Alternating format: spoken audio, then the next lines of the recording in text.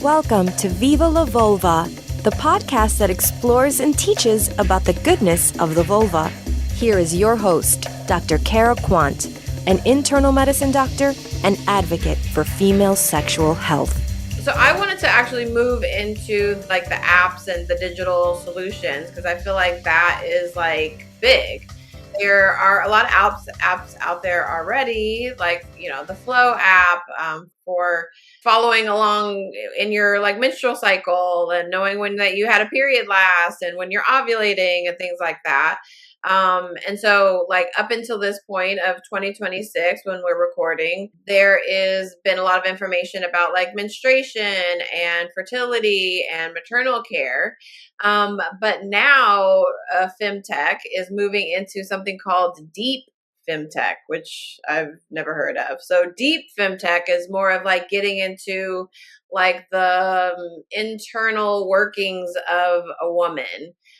So figuring out things that affect women more disproportionately. So autoimmune diseases and migraines and osteoporosis and endometriosis. So there are different technologies that are coming out that are trying to diagnose these conditions more easily and quickly. Also things that are like cardiovascular. So like I said, women have different symptoms than men when it comes to heart attacks. So being able to diagnose somebody with like a heart attack. I mean, I don't know. Like I haven't seen any like specific device, but this is what deep femtech is getting into. So like I was saying that there's, this like big thing about menstrual blood. And so they're creating these like smart menstrual products, pads and cups and tampons that are embedded with microfluidic sensors. Wow. And they're basically designed to, collect samples so they can test things like inflammatory markers for hormone profiles, so like FSH and LH, probably estrogen and progesterone levels. And then it can measure the lipid panel, the like hemoglobin A1C, which is like it's wild. Endometriosis, which is such a big thing that I feel like I have had an episode on endometriosis in the past, I think.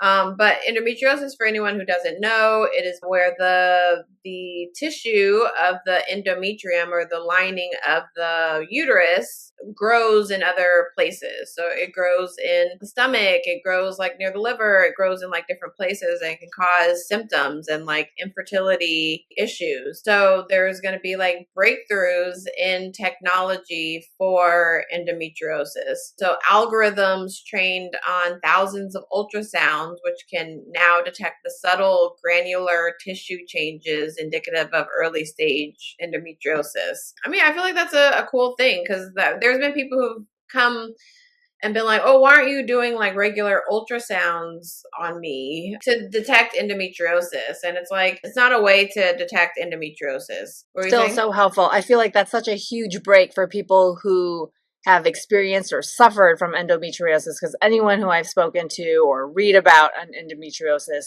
they've tried everything. They're almost to the point of hopelessness. They will try anything to have this kind of breakthrough in medicine and science to be able to have support for them. That's awesome. So really exciting. I feel like we're in just such futuristic times right now where it's going to advance even faster and faster. And the support is very cool. Health medicine or sexual medicine for these people. This is just one category, endometriosis, that we're talking about, but in everything, whether it be like finding cures, that's exciting. Yeah. I wonder if there's going to be like an app that helps with like orgasming, or, like libido, or improving those categories for women. Because I feel like, women generally can have those issues with anorgasmia or problems with like, the mood, maybe because they're in menopause, or maybe because they're depressed or something like that. So I wonder if there are going to be technologies that come out that also help with the sexual part. Sure. I think there already is. But then that also goes back to, right, our privacy and data. Do we want to be giving feedback on like whether we are climaxing or where we are in the session or if we are orgasming? And then for us, maybe like the day-to-day person isn't really reading their data. I'm like, this is what my chart looks like. But if you're able to bring it to your doctor, being able to decipher it, that is kind of neat too for next in the future on how to improve. Yeah. And I mean, people are coming to me even in the urgent care and they're like, oh, well, I am going to this outside doctor. They're ordering a whole bunch of labs for me. And like, how do I interpret all this stuff? There's so many companies that are out now that you can essentially send a swab of the inside of your mouth and you can get a lot of information about different hormones in your body. And so I think what we are having issues with in 2026 is what do we do with this information? Like, okay, you did all these labs and you got this information. So like what's next? How do we execute? What's next? Yeah. What's the solution? I feel like that wasn't taught in medical school. I mean, we have, there's so much information and, medical school is all about the research that has been done and medicines that have come out that there's been a lot of research on and clinical trials on. And but we talked about that. But like, what do we do with all this information? People coming in saying that they've ordered this lab from this company and like, now what do I do with it? And I'm like, I don't know. Not all the pressure's on you and you as a doctor how to read that data, but then us as a patient, whatever information or instructions or directions you give us, it's on us to make sure that we're following through. Like, you're not supposed to eat those 12 donuts every other day. And do we stop even though we know our blood sugar's high? So it's having to make sure that we execute and follow those instructions from you. Yes. Precisely.